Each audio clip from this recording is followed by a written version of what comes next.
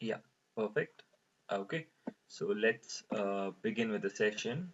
Okay, so in today's session, we are just going to continue, where we left out in the previous session. Okay, so we kick started with exceptions, right? Okay, so from past 2 days, we were talking about something called as exception. As I told you here, okay, it's one of the most important topic with respect to interview as well as project here. Okay, here. So what is an error? Okay, I have told you, how do you define an error, right? What is an error here? So you can tell, previously let me go over here. Okay, if you want me to explain over here. So as I told you, error, it simply means it's a mistake or a problem or an interruption which will happen during the execution of a program. Error is a mistake or a problem or an interruption which might occur during execution of a program. That is, during compile time we get an error and during run time we get an error. Why do we get an error during compile time? Due to syntax mistake. And why do we get an error during runtime? Mostly when we execute a class without main method, we might get runtime error here. So errors cannot be handled. Errors cannot be handled. They have to be debugged. What is an exception then? Exception also is an interruption or a blockage, okay, which stops the execution of a program. Exception is also an interruption or a blockage which stops the execution of a program, wherein the below lines of code will not get executed. Therefore, what are we supposed to do? We are supposed to handle it. We are supposed to do what? Handle it. And how do we handle an exception? Try and catch block. And the process of handling an exception is, exception handling. We know what is try, we know what is catch, we know what is finally block as well. And we saw two important methods, that is, print stack trace method and get message method. And we have seen lots of important things with respect to exception. Okay, so make sure go through the particular notes as well as the video in order to get the clarity about it. Okay, so in today's session here, we are going to talk about a very important and slightly confusing topic, but it's you have to digest it. Okay, we know what is an exception, don't we? Okay, we know what is an exception, sir. Exception is an interruption which will stop the execution of a program. Correct? It's an event. Exception is an event which will occur wherein the program gets terminated and the below lines of code will not get executed. So we know what is an exception. And this exception is majorly categorized into two types here. Okay, whenever we talk about exception, they are majorly categorized into two types here. Sir, what are those two types, sir? The first one is called as checked exceptions, and the other one is called as unchecked exceptions here. So there are two types of exceptions. What are those? Checked exceptions and unchecked exceptions here. Okay. In simple terms, checked exceptions are compiler known exceptions. What are checked exceptions? Checked exceptions are compiler known exceptions, whereas unchecked exceptions are compiler unknown exceptions here. Sir, what is the meaning of known, unknown? Okay, I will tell you. Checked compiler known, unchecked compiler unknown. Sir, what is the meaning of it, sir? I will tell you here.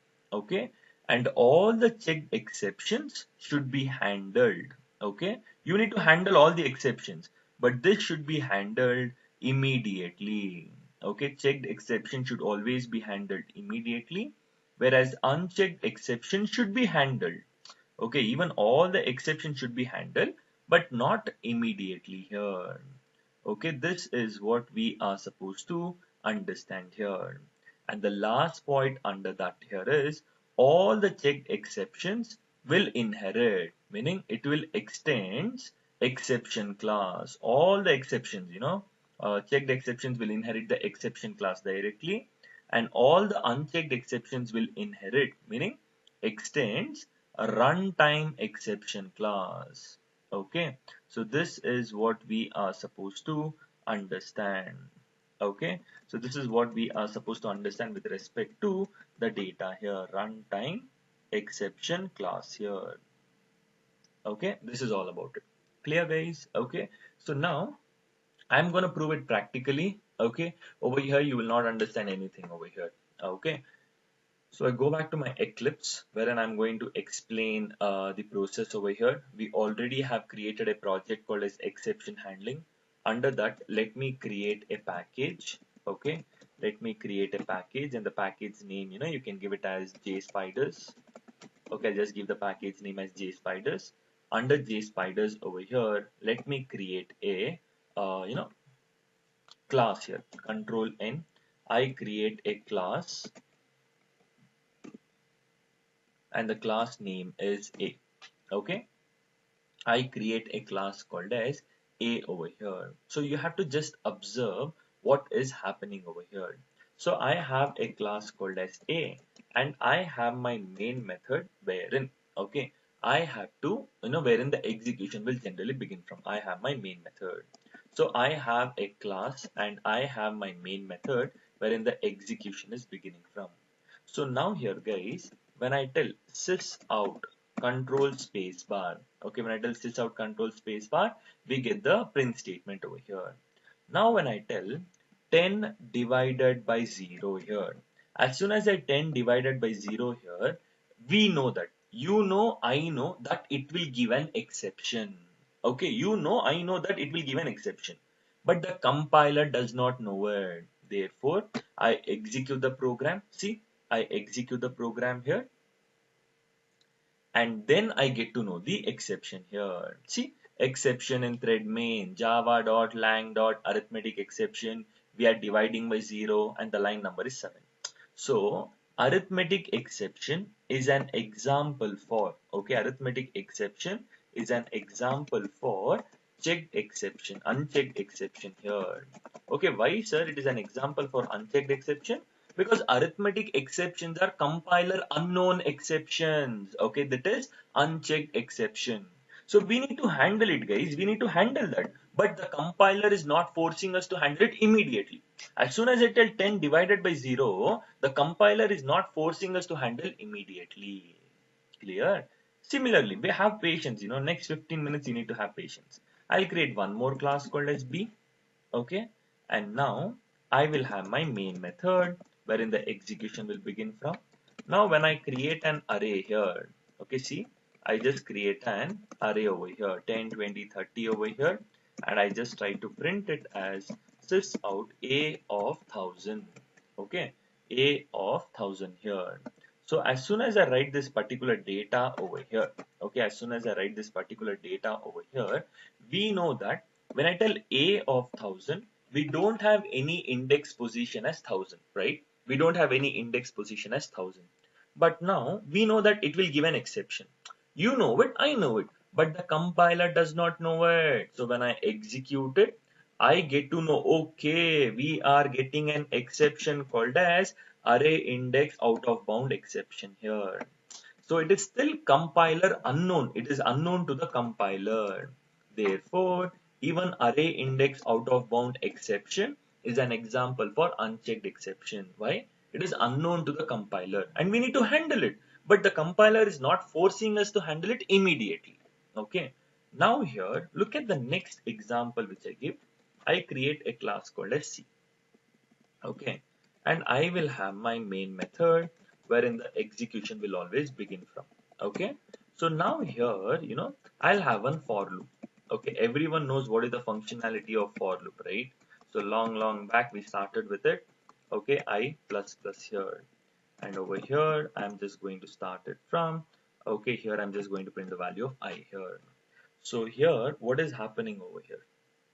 In this specific program here, when I try to execute it here, I will get the output as 1, 2, 3, 4, 5. Did we get the output as 1, 2, 3, 4, 5? Absolutely, we got the output as 1, 2, 3, 4, 5 here. Okay, but now my program necessity, what is the requirement is, it has to print 1, give 1 second pause. It has to print 2, 1 second pause. 3, 2 seconds or 1 second pause. 4, 1 by 1. Therefore, we have a predefined class called as thread. Okay, we have a predefined class called as thread that is present in java.lang package. In that thread class, we have a static method called as sleep. Okay, and I am going to give 2000 milliseconds. If I give 2000 milliseconds, it means 2 seconds. Thread is a predefined class in java.lang package, and it has a static method called as sleep. Okay, and we are going to pause the execution for 2 seconds. But now as soon as I write this particular line, can you see it's giving an error over here? Okay. If I just hover on it, it is telling unhandled exception type interrupted exception. It means when I tell thread.sleep of 2000 here, the compiler already knows that if I use this particular line, there is a possibility of an exception. The compiler knows it, already knows it. So he is forcing us to handle it immediately. So he's telling, hey programmer, when you use thread.sleep of 2000, there is a possibility of interrupted exception. So you need to handle it immediately. Did I execute my program as of now here? No, I'm not yet executed it. Meaning not the initial one. After writing thread.sleep, have I executed the program? No. Why? Because the compiler is forcing us to handle it immediately. So I have to surround this particular line within try and catch block. Okay. So now when I execute the program, look at the output here. 1, 2 seconds pause, 2, 2 seconds pause, 3, again 2 seconds pause, 4, 2 seconds pause, 5 over here. So that way I am getting the output 1, 2, 3, 4, 5 only. But after 2 seconds pause here. So interrupted exception is an example for what type of exception? Interrupted exception is an example for checked exception. Why? Because compiler is forcing us to handle it immediately. Okay. Therefore, these are all the examples for checked exception. I'll give you one more example. Okay, see here. Control N, I give it as D class D. Okay, class D here. And I have my main method wherein the execution will begin from. Okay, now over here, guys, imagine there is some information in my file. Okay, and I want to read the contents from the file here. Okay, what is the requirement here? I want to read the contents from the file. So I will create something called as file. Okay, I'll create an object, a file reader. Okay, file reader is a predefined class in java.io package, and I am creating an object of file reader here. So quickly understand here, guys. Imagine file reader is a predefined class in java.io package. So I am creating an object of file reader class, and file reader class is present in java.io package. Okay. Now here I have to give the file name from where I need to read the data. So as soon as I tell demo.txt, it gives an error. See, as soon as I hover on it, it's telling unhandled exception type file not found exception. It simply means that when I am trying to read the data from a file here, the compiler already knows that, okay, there is a possibility of file not found exception. Okay, so therefore, the programmer has to handle it immediately. I'll just click on this particular line. See what happened here? Okay, we are trying to handle it immediately. So in the catch block, I can just write one print statement as file not found. So in simple terms here, it's common sense that, okay, if you're trying to read from a file, that file should be existing. Only then I can read the data. If the file is not present, can you read it? No. So therefore, the compiler already knows it, okay, that at certain times exception might occur. So we have to handle it immediately. So once I executed file not found, why? Demo.txt is not at all existing. How can you read from that specific file here? So file not found exception is also an example for checked exception here. Okay, this is also an example for what? Checked exception over here. In simple terms, go back to the program, go back to the theoretical part. We know what is an exception. Okay, it's an interruption which is stopping the execution over here. But that is categorized into checked and unchecked. Checked exceptions are compiler known exceptions, wherein it will force you to handle it immediately. So certain instructions, when we write it down, the compiler already knows that it might give an exception. So the compiler will force us to handle it immediately. Whereas unchecked exceptions are unknown to the compiler. The compiler does not know at all. we need to explicitly execute it, get to know the exception and handle it. For example, see here, when I tell 10 divided by 0 here, you know it will give an exception, I know, but the compiler does not know. It is compiler unknown exception, that is unchecked exception. So therefore we have to execute it. Oh, I get to know exception and then I come and handle it using try and catch block. So we are handling it, but not immediately. So unchecked exceptions are unknown to the compiler. We need to handle it, but not immediately. Similarly, when I tell A of 1000, I am trying to print the element in the 1000th index position. But you know there is no 1000th position, even I know it. But still, compiler also does not know it. Okay, so compiler does not know it. So array index out of bounds exception is an example for unchecked exception because compiler unknown exception. We need to handle it, but not immediately during program developing only. I execute it, I get to know the exception. Later, I come and handle it. So, unchecked exceptions are compiler unknown. You need to handle, but not immediately. But now, as soon as I use thread.sleep of 2000, okay, as soon as I write this particular instruction here, it gives an error. Why? Because interrupted exception is a checked exception. When I use thread.sleep of 2000, my program execution is pausing for 2 seconds. I repeat, when I tell thread.sleep of 2000, I am pausing the execution of the program for 2 seconds. There might be some person who might come and disturb. Correct? No, one guy is sleeping. Okay, there is a possibility someone might come and disturb. So the compiler already knows it. Okay, when I use thread.sleep of 2000, there might be someone who might come and interrupt. Okay, that's the reason the compiler is forcing us to handle it immediately. So that's the reason we have to handle an exception. But when is the question? Is it immediately or after some time? Again, when I tell file reader f equals to new file reader here, I am trying to read from that specific file here. But as soon as I write this data, I get an error. Why? Because compiler already knows it. There might be an exception of file not found exception. So we need to handle it immediately. So we need to handle it what? Immediately here. So in simple terms, checked exceptions are compiler known exceptions and which will force us to handle it immediately. Unchecked exceptions are compiler unknown exceptions wherein we need to handle, but the compiler does not force us to handle it immediately. And this is one of the most important points.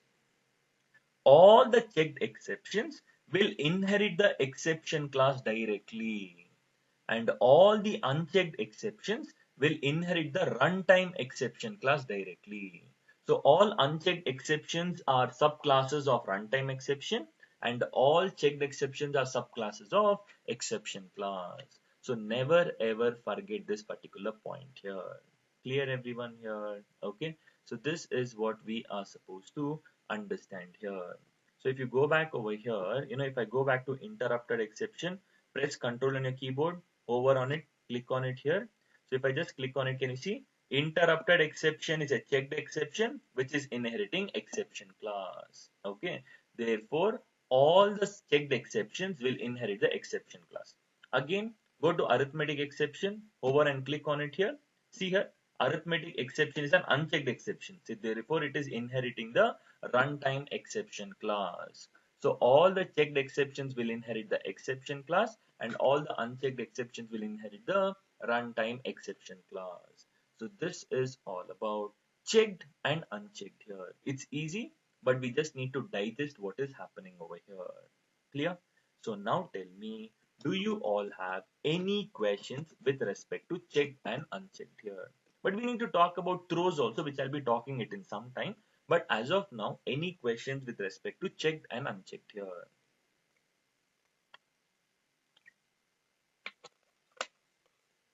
Very good. Okay. So we just understood what is checked, unchecked. But the most important topic which we are supposed to discuss in today's session is throws keyword. What is throws? What is the advantage of throws? Okay, everything we just need to understand.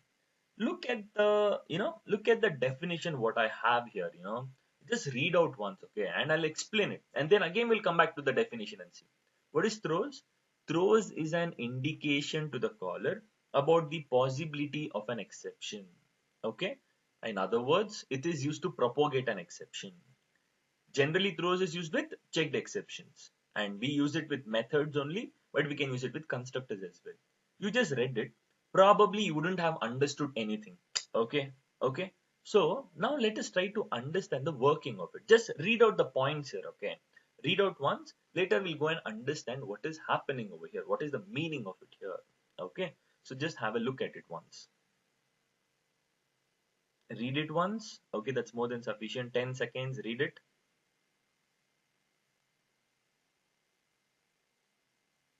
Yeah, right. Okay. So now we'll go back to our, explanation perspective. Okay. Closely observe, guys. Okay. I have a class and the class name is demo. Open curly braces and close curly braces. I have a class and the class name is demo over here. Okay. And I will have a static method. Why static? Because I can access it directly here. Static void is the return type and div is the method name. Open parenthesis close, open curly braces, close over here. Okay. So now here I can access static methods with the help of class name or directly within the same class. So we have seen what is static, blah blah blah blah, everything long back. I will have my main method wherein the execution will begin from. Open curly braces and close curly braces, and for my understanding I will just write it as start.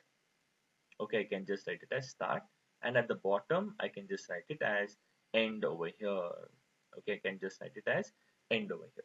So now over here, what am I trying to do here? So now here simply I have to call the method. How will I call the method? I will write it as div of. Okay. So now here I'll just write it as SOP. Okay. Open parenthesis close, and I am trying to divide 10 divided by 5 here. So what will be the output, sir? It's very simple. Okay. Sir, the execution starts from main method. Start will get executed. Okay. Then div, meaning I am calling the div method over here. Since it's a static method, we have to access it with the help of class name. But since it is within the same class, I can also access it directly. So I call the div method 10 divided by 2. 2 will get printed and control will slowly come back, sir, and end will get executed. So the output will be start to end here. Correct? Without any problems, I got this respective output here, right? Similarly, scenario number two. Okay, scenario number two, what will happen here? Okay, sir, I try to divide a number by 0. Now what will be the output? Simple, sir. I start my execution here. Start will get executed. Okay, and then I call the method, sir. I call the div method. 10 divided by 0 means arithmetic exception will occur and your program will get terminated there itself. Why? Exception is an event. Exception will occur and your program execution will stop. Okay, so you got arithmetic exception and then your program stopped. It got terminated. Okay, but now what are we supposed to do here? Sir, we are getting an exception, sir. So therefore we need to handle it, sir. Okay. The exception is occurring in the method. Okay. And we need to typically handle the exception with the help of try and catch block. But the div method does not want to handle the exception in the method here. You got the point? What am I trying to tell over here? Okay. So in simple terms over here, we are getting an exception in the method. Okay, guys, 2 minutes. Closely observe and listen to what I tell here. Okay, we are getting an exception in the method here, and the method does not want to handle the exception. So therefore, that process, that exception might occur in the method, and that has not been handled. That information has to be told to the caller. So how will you tell it? You will tell with a declaration throws arithmetic exception. Throws short form arithmetic exception. So now what is happening over here? I start the execution of a program. Start will get executed. And when the div method is calling that particular method, when the div method is calling the method, It is telling throws arithmetic exception. When I tell throws arithmetic exception, it is an indication to the caller. It is an indication to the caller that exception might occur in the method and that has not been handled. That information has been told to the caller. So what will the caller do here? Since the exception is not handled in the method, so the caller himself will surround with try and catch block here. Try and catch block. Did you all understand what is happening over here? Exception is occurring in the method and we are not handling it in that method here. So that information, that indication has to be given to the caller. That I do it with the help of throws arithmetic exception. When I tell throws arithmetic exception, it's an information to the caller that exception might occur and that has not been handled. So the caller himself will surround him, caller himself will surround with try and catch block. So in simple terms, try and catch block should be used in the method, but we are propagating it. We are transferring it to the caller side here. So this is called as throws keyword.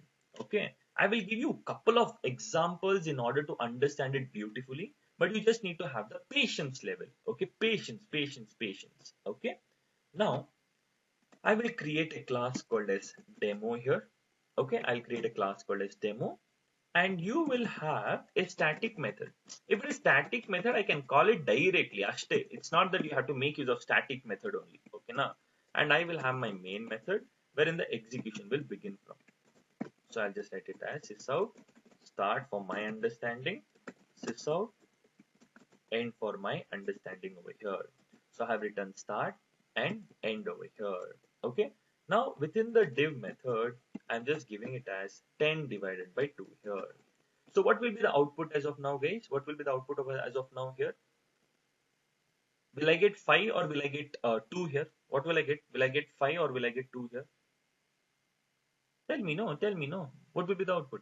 So it's simple that, sir, you have not called the method only, sir. Okay, you have not called the method only. So your output will only be start and end here. Correct? No? Common sense. See, I have my main method over here. Execution starts from main method. Start will get executed. End will get executed. Ashte. Where did I call the method here? I haven't invoked the method yet. Correct? So if it was, static methods, we can call it directly within the same class. So what will be the output? Start, you call the div method, the div method gets called, okay, 10 divided by 2 is 5, control comes back end. So when I execute my program, I'll get it as start 5 end in a beautiful manner here. Very good. Okay. Similarly, if I try to divide a number by 0, what will be the output? See, start will get executed. As soon as you try to call the method and you're trying to divide by 0, you get an arithmetic exception telling you are trying to divide by 0, we are getting an exception. Which two lines are affected? Line number 6, line number 13. So these two lines are responsible for giving an exception. So see, line number 6 is giving an exception and line number 13 is also calling the method. So that is the reason we are getting an exception. So these two lines are affected with problem here, exception. So what are we supposed to do basically here? Sir, we are getting an exception in the method, sir. We need to handle it, sir. But exception is occurring in the method and the method does not want to handle it. So that information has to be given to the caller. How will I give to the caller? I will just tell throws. What type of exception? Arithmetic exception. It's not AE. I have to write the complete exception. Here I did not have space, so I write it as AE. Okay. So div method throws arithmetic exception means with the declaration of the method I'm using it here. So start when the div method is calling the method. The div of means I'm calling the method. Since it is telling throws arithmetic exception, it is an indication to the caller that exception might occur in the method and that has not been handled. So that information was told to the caller. So what will the caller do? Now the problem is with the caller now. Because exception is occurring in the method and he has not handled it, that information has told to the caller. So what should the caller do now? The caller should handle himself with try and catch block. So we have to, make sure the caller will handle the exception with the help of try and catch block here. This is all about the entire data here. So if you want here, we can just write it as sys out, you can write it as handled. Okay, we can just write it as handled here. Okay, clear. So now when I execute the entire process here, I will get the output as start handled end here. So we are getting an exception. But since we have handled it at the caller side, it is peaceful here. I have a couple of questions. I'll answer it at the last page. This is all about the entire process. But even if I don't use throws keyword over here, it will work fine. Why? Because it's an unchecked exception. And throws majority of the time is used with checked exceptions. Okay, I'll show you an example for it. Okay, see, control N, I will create a class called as test. Okay, and I have my main method over, not main method. So I'll just write it as static void display. Okay, I have a static method which is just going to display. Okay, so for loop. Okay, I'll just write it as I lesser than or equal to 5, and over here I equals to 0, I less than or equals to 5, I plus plus. Sys out, I'm just trying to print the value of I here. See here, I have my main method wherein the execution is beginning from. Okay, so this is all about my entire process here. Clear? Now, sir, display is a static method. Okay, it can be non-static also, doesn't matter. And void meaning it does not return anything. So I call the display method. You can call the display method directly because it's a static method. Display of control over on the method, click on the method. I call the method and there is a for loop in the method. And what will be the output here? 1, 2, 3, 4, 5. Oh, I'm so sorry. I did not print anything over here. I need to print I value and I'll start from 1. I don't want 0. Okay. So the output will be 1, 2, 3, 4, 5. So now I want to print 1, 2 seconds pause, 2, 2 seconds pause, 3, 2 seconds pause, 4, 2 seconds pause, 5, 2 seconds pause. So I have to make use of thread is a predefined class and we have a static method called as sleep. And how many seconds do you want to stop? Imagine it is 3 seconds. That is nothing but 3000 milliseconds. So when I tell thread.sleep of 3000, the compiler already knows that. Okay, when you use this particular instruction, we might get an exception called as interrupted exception and you need to handle it immediately. But the method does not want to handle that exception. He does not want to use try and catch block. So what is the alternative? If the method does not want to handle the exception with the help of try and catch block, the other way apart from that is I have to make use of throws. What type of exception? It is interrupted exception. So I will just write it as interrupted exception.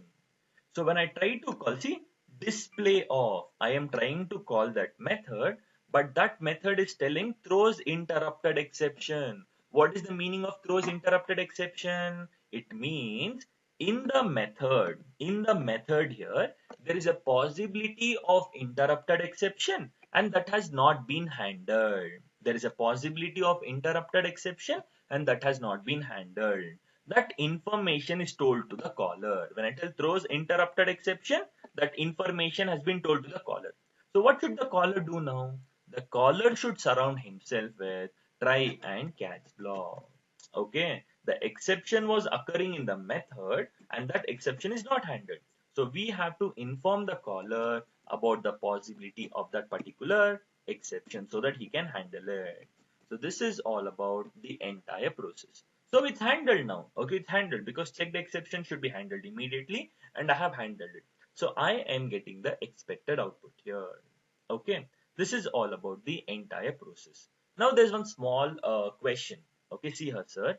What if I do not know the exception, sir? See, when I tell display off, this is giving an exception.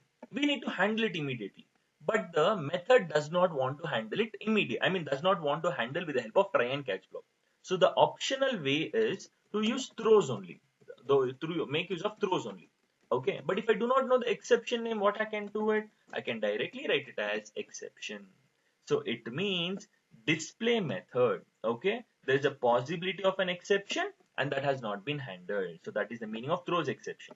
So what should the display method do? The display method should handle that respective exception.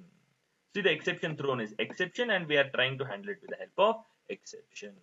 So when I execute, it's 1, 2, 3, 4, 5. in a beautiful manner. After 3 seconds pause, each and every time after 3 seconds pause, I will get it. Okay. So it's not that we have to always make use of that part here. Okay. We can just write it as superclass exception if we are not sure of it as well. Okay. So now there is one important question, sir. Sir, why do we use it, sir? What is the importance of it? Yeah, I will tell you here. I will tell you here. Okay, don't worry about it. Okay. So this is one such feature which is very, very important for efficiency perspective. Okay. And I'll give you one more instance of this. Okay. Wherein, I want good clarity about it. Okay. So I want good, complete understanding so that we can tell the difference here. So you'll have a method called as void read data. Okay, there is a method called as void read data, and I will create an object of a class called as file reader. File reader f equals to new file reader of, and I'll write it as dinga.txt. Okay, so now closely observe. We have an example class and we have a non-static method called as read data. So now my requirement is to read the data from a file. Okay. So I created an object of a class called as file reader, and file reader is present in java.io package. So I have imported it. As soon as I hover on it, see it's telling unhandled exception type file not found exception. It means there is a possibility of an exception in the method and we need to handle it. But the method does not want to use try and catch block and handle it. So what is the alternative way here? So if I do not want to handle it using try and catch block, I have to tell throws what type of exception? File not found exception. So what did we understand over here? When I try to call read data method, it is telling throws file not found exception. It simply means there is a possibility of file not found exception in the method and that has not been handled. That information has to be given to the caller. So now in the main method, okay, I will try to call the method. This is a non-static method. Non-static method means what am I supposed to do? Example E equals to new example, and I tell E dot read data. As soon as I tell E dot read data, it's giving an error. Why? When I try to call the method, this is the method caller. When I try to call the method is telling throws file not found exception. It simply means it is giving the information to the caller that file not found exception might occur in the method and that has not been handled. So that information is told to the caller. So what will the caller do here? Okay, the method is only not handling. So in the caller only will handle the exception with the help of try and catch block. Okay, file not present. Okay, file not present here. So that way. So when I executed, I got the exception. See here, I got the output as file not present. Clear? It simply means here, what is the definition of throws here? Okay, see here. Throws is an indication to the caller about the possibility of an exception. It simply means exception might occur in the method and that has not been handled. That information or indication has to be given to the caller. So it is used to propagate an exception, meaning transfer. Exception was occurring in the method, but he is not handling, he's trying to propagate, he's trying to transfer it. Okay, so this is the meaning of that. And it is used with checked exceptions. Majority of the times, throws will be used with checked here.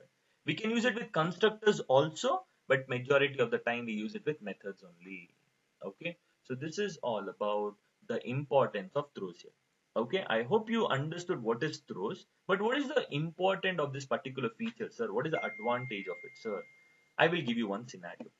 Okay, so just understand carefully. Okay, just understand carefully what is happening over here. Okay, closely you need to understand over here.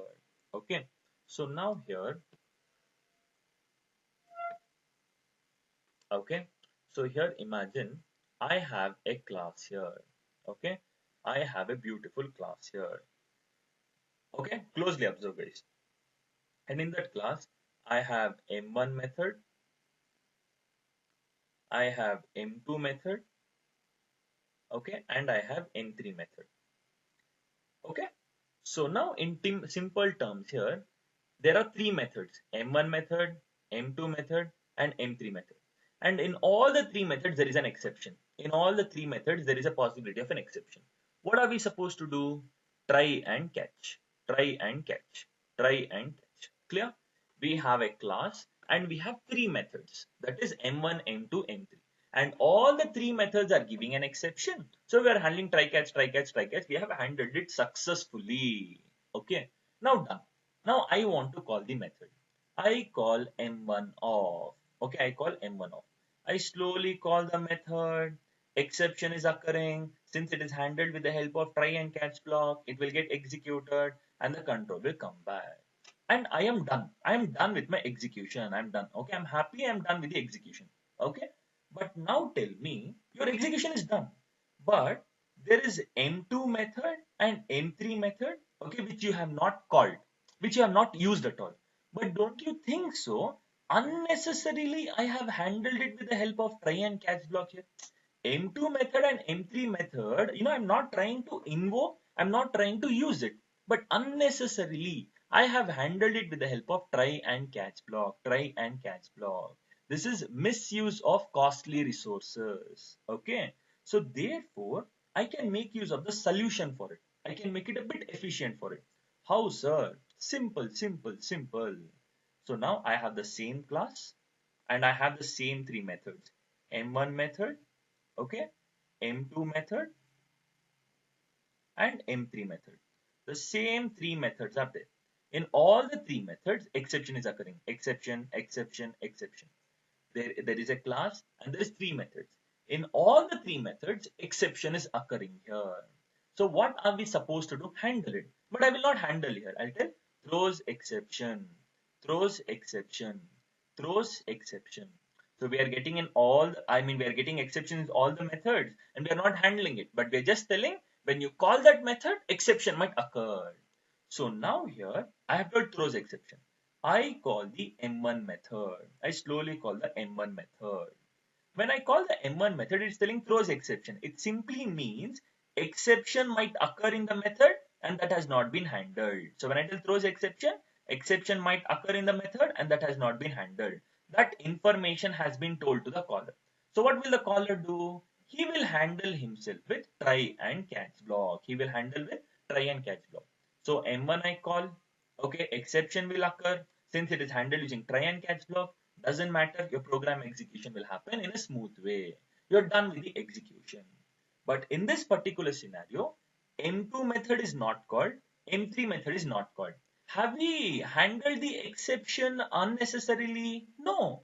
We have to handle the exception only when we try to utilize it. Not all the time here. Misuse of costly resources. Imagine I'm having only three methods. In real time, we will be having 1,000 methods. No. Will you use all the 1,000 methods at a time? No. You might have only hardly four or five methods. Is it necessary to handle all the exceptions in all the 1,000 methods? No. Only when you try to call it, that is when you have to handle it. So that's the reason to make it a bit efficient here. Okay, not trying to misuse the resources. We're trying to do this process. In scenario number one, we were handling all the exceptions in all the methods. Wherein I'm not trying to call M2, not trying to use M3, but we have handled unnecessarily. Okay, what is the use of handling it? Because I'm not invoking at all. In second method, I will handle only when I use it here. So wherein the efficiency is comparatively high here. Okay, so this is the major advantage of throws keyword here. Okay, so this is what we are supposed to do it here. Okay. Okay, see, first of all, I'll tell you here. Okay, there's one more question. Okay, we have to create a method to use it. Okay, imagine over here. Okay, imagine over here. You are working on a feature. Okay, you are working on a particular feature here. Okay, see, I'll tell you one more scenario. Take an ATM example. Okay, take an ATM example. Okay, so now over here, you will have three features. Okay, imagine deposit. Okay, withdraw, okay, withdraw, and then check balance. Okay, check the balance here. Only three features, imagine deposit, withdraw, check balance. You have all the three functionalities here. So once you visit an ATM here, okay, once you visit an ATM here, okay, once you're trying to deposit over here, okay, is it possibility that we might try to experience some kind of problem? For example, if you're trying to deposit over here, okay, imagine certain notes, okay, might be fake notes here. Okay, you're trying to deposit some amount, okay, but I mean hard money, okay, not soft money here, trying to transact here. It's the money which you have in your hand. You want to deposit over here. So once you're trying to deposit over here, that particular notes might not be detected over here. You might utilize this feature, you might not utilize this feature. Again, when you try to withdraw over here, okay, what happens over here? While you withdraw here, the balance might be sufficient or insufficient. There might be two possibilities also. You might have so and so account balance, you might not have so and so account balance. Okay. And then again, if you want to check the balance, again, we might come across certain problems here.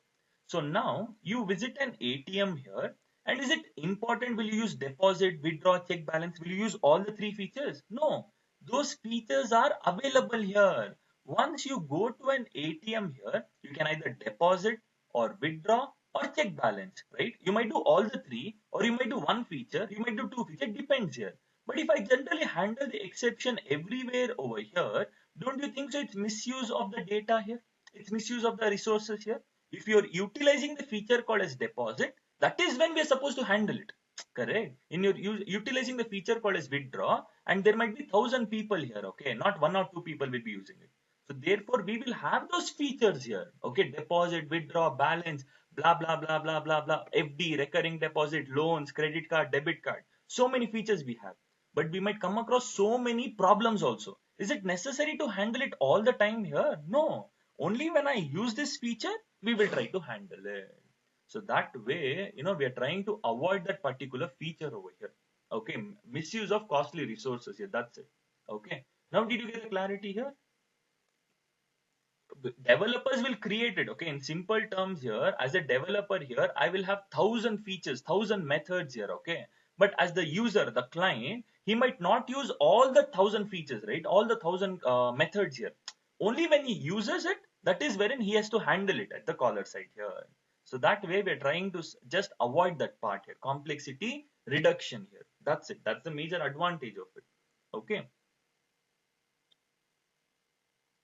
Okay, so there's one more question. All the three methods will be used at some point of time, and whenever used, if its handling is present there itself, no need of handling in any other program or class here. Okay, no, see here, some point in time meaning that is what some point in time that might be some point, right? You're not telling 100% sure, you're not sure of it, right? If I don't utilize that resource only.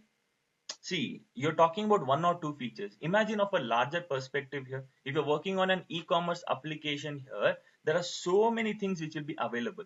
I might not use. See, probably I don't have that credit card at all. Imagine a lifelong I won't have that credit card at all. Okay, so there is a payment mode called as credit card. So why should I handle it unnecessarily? Only when you have credit card, if you select that feature, that is when the problems, we are supposed to handle that. If I don't have that credit card feature only, why will I handle it unnecessarily? Okay, so that way over here, all the three methods will be used in some point in time. You might use it, but I might not use it, right? I don't have credit card at all. Why will I use it? You will have credit card, you will use it. That is wherein the handling will happen. Okay, so that way we are just trying to propagate an exception. That's it. Okay. So yeah, okay, this is all about it. If you want, I'll show it to you with respect to custom exception also. How can you avoid it here? Okay, we'll try to do it tomorrow. Okay, custom exception. Okay, what is the major advantage of it? And I'll again use throws keyword over there. Okay, when we will only create our own exception and try to avoid it here. Okay, probably at that time you might get better clarity about it. Okay, so this is the few things which we are supposed to understand over here, guys. Okay, so we probably understood what are checked exceptions, what are unchecked exceptions. Okay. So, okay. So we just understood what is throws keyword over here. Okay. This is the basic understanding of this entire data here. Okay. So anyone having, the basic questions about it? Any questions, guys? Yeah, this is one such process here. And a few days back here, a few days back here, I had given one calculator program here, right? Okay, I had given that calculator program.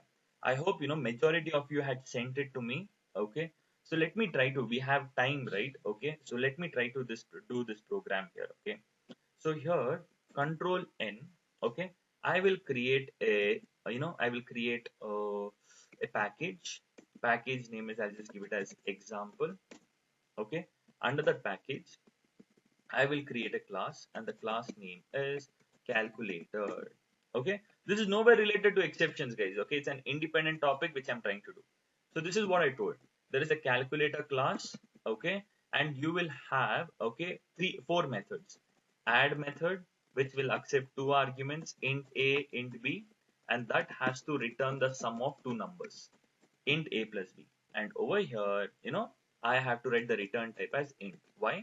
Because add method is accepting two parameters a and b, and I have to return a plus b. It is returning the sum of two numbers. Okay. Similarly, I have to have three methods. What is it? Sub method will return the subtraction of it, and mul method will return the multiplication of it here. Okay. And then, oh, I'm so sorry, your multiplication, and div method will give the division part of it. Okay. So in simple terms over here we are trying to have four methods over here. Calculator class, okay, and we are having four methods: add, subtract, multiply, and divide here. So here in the main class over here,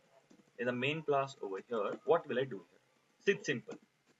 I will have my main method wherein the execution will always begin from. So initially what I'll do here, sys out, I'll just write it as welcome to calculator. Okay, calculator, welcome to calculator project. Okay, so that way I'll just do it over here. Okay, so this is what we will be understanding over here. Okay, after that here, after this entire process over here, we need to accept dynamic input everywhere. I mean, there is a lot of dynamic input used here.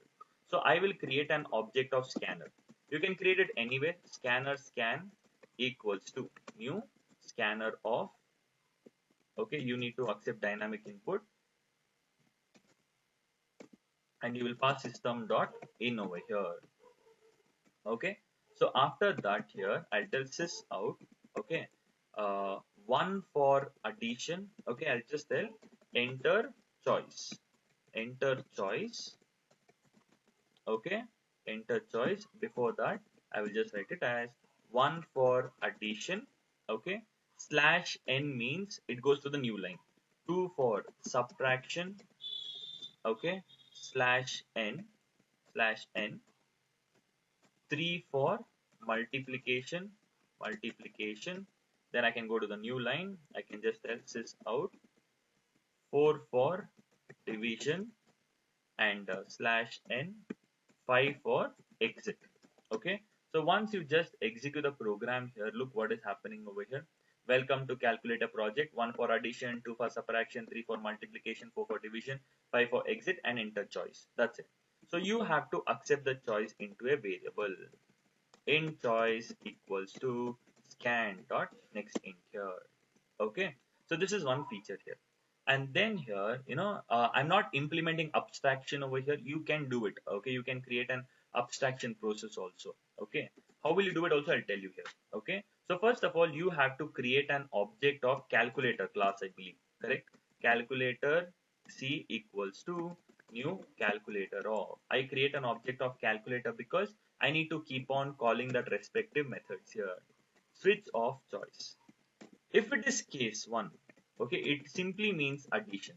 So first of all, I have to accept the input again. See, enter first number. Okay, so I'll just write it as enter first number. Then I will accept it into a variable called as int a equals to scan dot next int over here. And after that, the same thing I have to repeat it. Okay, the same thing I have to repeat it for b also. Okay, enter second number. Okay, that I will store it into a variable called as b. So now after that, okay, after that I will call c dot, okay, add of. See, c is the object of calculator, and I'm calling the add method by passing a and b. When I call c dot add of a and b, I press Control on the keyboard, over on the method, click on it. So when I call a and b value, it is returning the sum of two numbers. Since it is returning something, I have to store it into a variable called as sum. Okay, I'll store it into a variable called as sum. And later I need to print it. Okay, later I just need to print the data here. How? Sum colon, that way I'm just trying to print the sum here. And finally you need to make use of break. If I don't make use of break here, the below lines will get executed. Similarly, I have to do it for, okay, case 2, case 3, case 4. Similarly, no, okay, case 4 is divide, case 3 is multiply, and case 2 is subtraction. Okay, but now each and every time I need to keep on accepting the input. See, if I tell 1, it means addition. Enter first number, enter second number, call the add method. Case 2, enter first number, enter second number, I have to call the subtract method. Similarly, case 3, enter first number, enter second number, I'll call the multiplication. Enter 4, first number, second number, and I'll call the divide method. So wherein it's a tedious task over here, each and every time I'm accepting first number, second number. So that's the reason here I try to write it outside here, outside the case over here. So wherein I can make it a bit efficient over here. See, I'll just make it a bit efficient over here. As soon as I write it before the case over here, I'll just make it, I'm writing it outside the block over here. So I'll explain the code once, okay? Don't worry about it, okay? After that, what I will try to do here. So first of all, I have accepted A and B value, no? So I'll just directly call the add method and I'll print it and I'll write the case here. Similarly, case 2 here, which method should I call? Sub method. And that is nothing but the difference here. And I will print the difference over here. Difference equal to, and I have to print that diff over here. This again can be reduced in a single line only. How? So it's simple. See here, I will call the product. Okay, see here, I'll write it as product. Okay, so here I'll directly write it as C dot, okay, mul of A and B. I can pass it directly that way also. Okay, and break. And here also, okay, you can directly write it in a single line. Over here, I'll just write it as quotient, okay, equals to, you can write it as C dot div of A and B over here. So that way, I'm just trying to make it efficient, okay. And case 5 is nothing but exit here. So I have to just write sys out. Okay, just a moment. I will explain the entire code here. Sys out, I'll just write it as thank you, okay. And how do we exit it over here? I have to just make use of sys out, not sys out, system dot exit of 0 here. Status code is 0. And I'll also have a default block in case if we have invalid choice. Sys out, I'll write invalid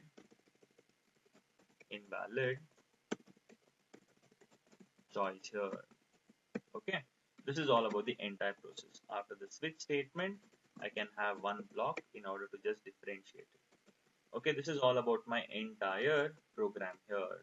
Okay, but now when I execute the program here, see, enter, welcome to calculator project, enter choice 1. Enter the first number 10, enter the second number 20. Sum equals to 30. My program got terminated.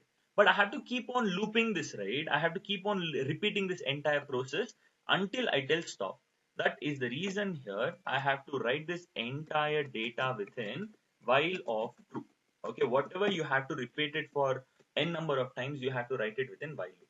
So once I try to write it in the while loop here, see, when I tell 1 here, enter first number 10, enter second number 2. 2 here, enter first number 12, second number 6. See, difference is 6 here. 3 here, you can just give it as 2 into 3, 6 here. 4, division.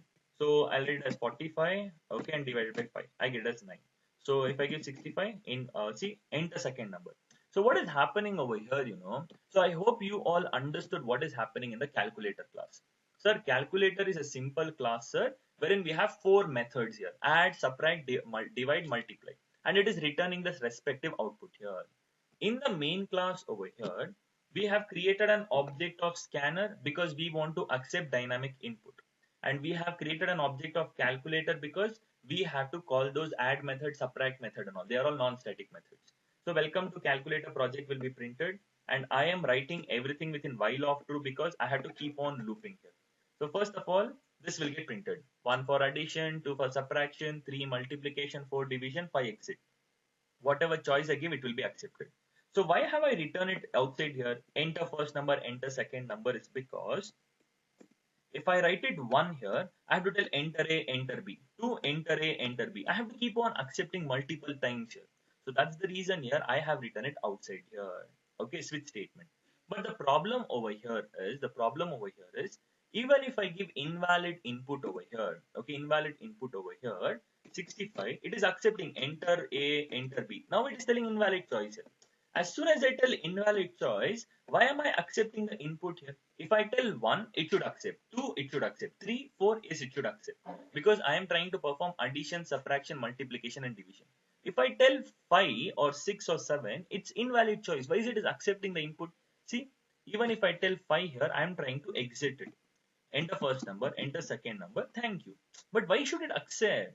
Because I've written it outside the switch statement. Every time it will accept it here. So I will tell one if condition. I will make use of this if condition. If the choice is greater than or equal to 1 and if the choice is lesser than or equal to 4, meaning if it is 1 or above and 4 or below, that is wherein I need to accept the input here. Okay.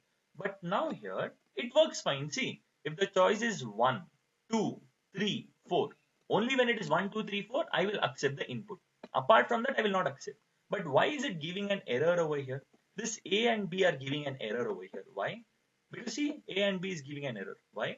Because since A and B are declared within this if block, this A and B are declared within this if block, they are local only to the if block. This A and B can be accessed only within the if block. That's the reason here I have to increase its visibility. So here I'll just write it as int A equals to 0 and int B equals to 0. Initially they both are 0. Okay. Later I will try to reinitialize them. So that way, we are trying to do it here. So now I can reinitialize it everywhere. See, now when I execute it over here, enter 1 addition, 2 plus 2, 4. Okay, enter 2 subtraction, 2 minus 2, 0. 3 choices multiplication, 1 into 2, it's 2 here. And if I give 4 at division, 2 divided by 1, it's 2 here. And if I give it as invalid choice 65, see, invalid choice directly, it's not accepting the input. If I give it as 5, exit, thank you. So if it is 1, 2, 3, 4, that is when I need to accept the input. If apart from that, I shouldn't be able to accept it. So that way, you're just trying to make it a bit efficient over here. That's it here.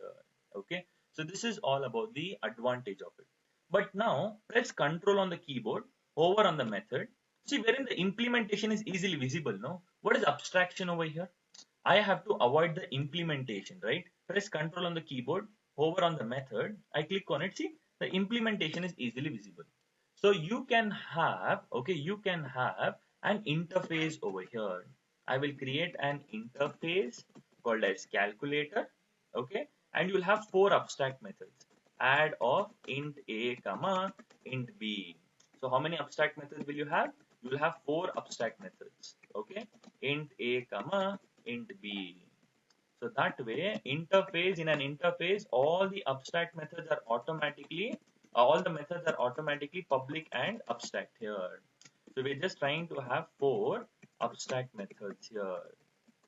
Okay, to make it to achieve abstraction over here.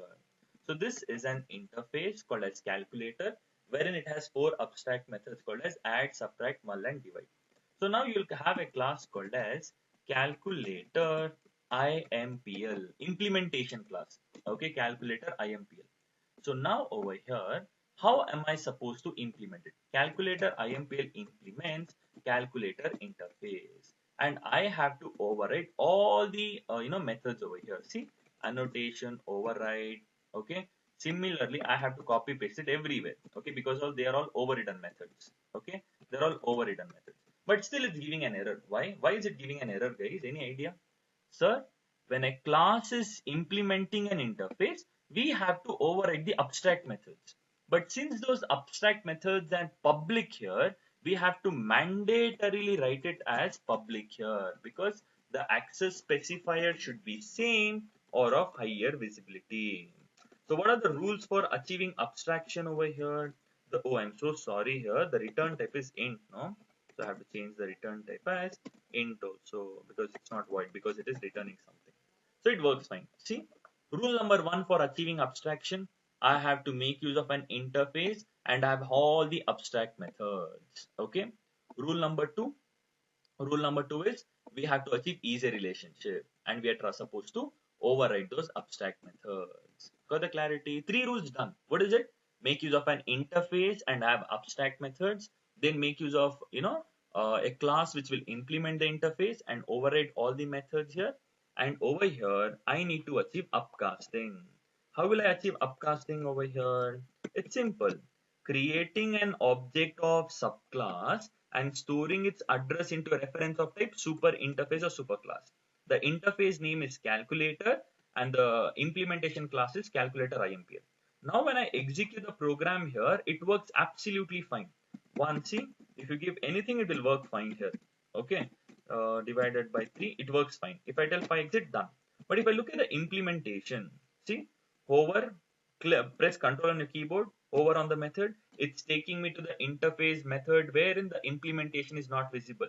Okay, press control on your keyboard, hover on the method, click on it. If I go back, it's just going to work that way. So that way we have developed a simple project here by achieving abstraction over here, by achieving inheritance over here. So that way you're just supposed to understand the process and try to do it over here. Clear?